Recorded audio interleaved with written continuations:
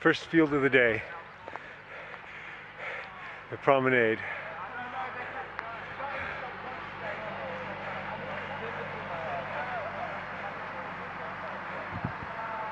Hey cycling community, this is Steve Grusis, the Cycling Greek, where last week I was in the field of 12 and I was attacking maniacally so I can get away to help with my teammates' tactics.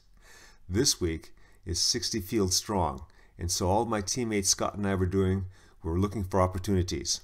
This race was held on a fully closed road loop of almost 12 miles that we did 4 times. The course was mostly flat except for 4 small but significant climbs. Not only because I was looking for opportunities, but also because I was not as strong as most of the other riders in the pack. I was riding like what you're seeing now, protected and out of the wind that was stronger in some sections than others. And sometimes he rode like this, lined out due to the speed, and also sometimes guttering, like in this situation. Speaking of this situation, a few riders had gone off in 1s and 2s and then coagulated into a break. Neither my teammate Scott nor I were in it.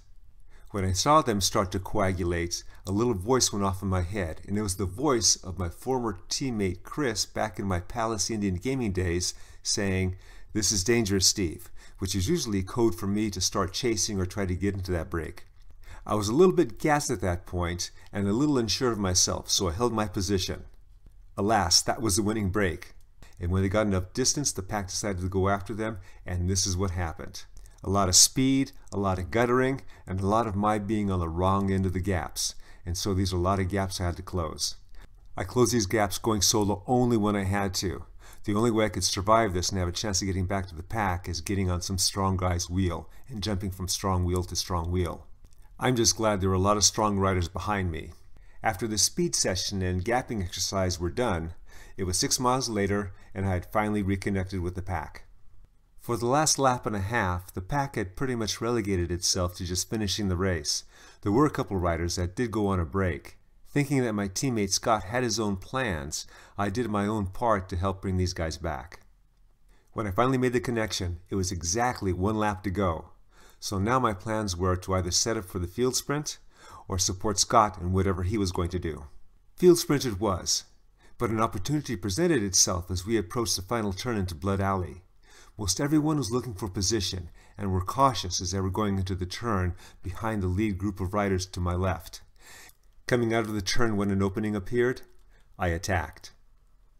Now a stronger rider would have been able to make more of this opportunity. Nonetheless, it did put me in a good position for the final field sprint. The rider whose wheel I took was an absolute motor. All I can do is concentrate and just hang on his wheel. After over a minute at the speed, he finally started to slow and another rider attacked. Now the smart thing for me would have been to get on that guy's wheel, but I did not have the legs for that. So I stayed on this guy's wheel, hoping that he would drag me up to him. After another minute, that's exactly what he did. I was in a great position. Unfortunately, I was out of power. Heading into the final turn, I'm pretty much at the back of the pack. There is a small bump, and then a bigger bump that the finish line is on. Unfortunately, between those bumps, with 220 meters to go, there was a crash. Collateral damage in that crash were my teammate Scott, with some sort of AC shoulder damage, and my friend Robert, who cracked his sacrum in 5 places. Except for the very last part, I hope you enjoyed this video. Remember, comment, like, subscribe, and share this. The Cycling Greek.